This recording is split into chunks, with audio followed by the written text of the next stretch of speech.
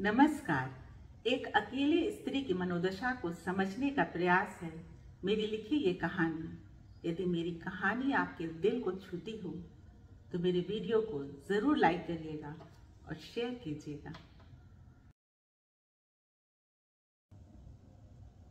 बचपन की बात है, पर मुझे आज भी बहुत अच्छे से याद है वो जाड़े की सुबह।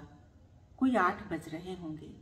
किसी ने आकर बताया कि देवकी चाची नहाकर आंगन की सीढ़ियों पर बैठी थीं, गिर गईं और उनका निधन हो गया। माँ बाबूजी फौरन उनके घर की ओर दौड़ पड़े। मैं भी संग बोली। हमारे वहां पहुंचने तक और भी कई लोग आ गए थे। देवकी चाची को आंगन की जमीन पर लिटा दिया गया था। जाड़े की हल्की धूप में ऐसा लग रहा था मानो वो सो रही हों। देवकी चाची हमारे रिश्ते में थी और हमारे घर से कुछ मकानों की दूरी पर अपने पुश्तैनी मकान में बिल्कुल अकेली रहा करती थी। वो निसंतान थी और पति का साथ भी नहीं था।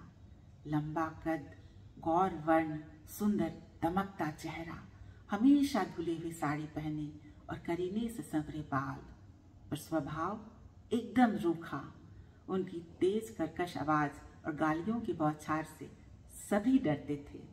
माँ कहती थी वो तो अपने मुंडेर पर कौवे को भी बैठने न दे, पर मैं बेरोक उनके घर आती जाती थी।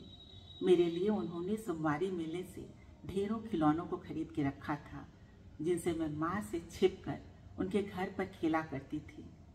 मेरे लिए जलेबी, रबड़ी, नारियल की मिठाई, अनरसे की गोली, रंग बिरंगी चूड़ियाँ, क्लिप, जाने कितनी चीजें वो खरीद कर रखा करती थी।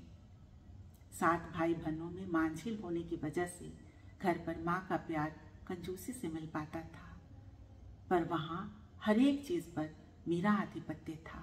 उनका पूरा स्नेह और ममत्व मुझे मिलता था। उनके घर खेलने में देर हो जाने पर वो मुझे पहुंचाने मेरे घर चली आती थी।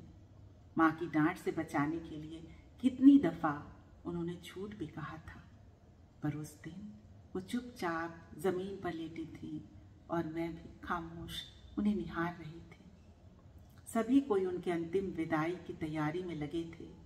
कोई क्रंदन नहीं, कोई विलाप नहीं, पर मेरा अबोध मन जोर जोर से रोने को कर रहा था।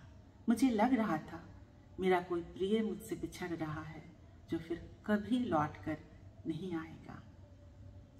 राम नाम के साथ सभी उन्हें लेकर चल पड़े। मैं दीवार के सहारे लगे चुपचाप उन्हें जाते हुए बस देखती रह गई।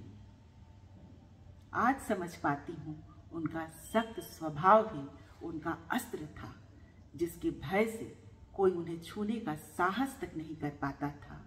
पर मैं जानती हूँ सख्त कवच के अंदर एक तन्हा दिल था, जिसमें प्रेम और ममता का अथाह सागर छिपा हुआ था, जिसके एहसास से इतने वर्षों बाद भी मेरी आंखें नम हो जाया करती हैं। शुक्रिया।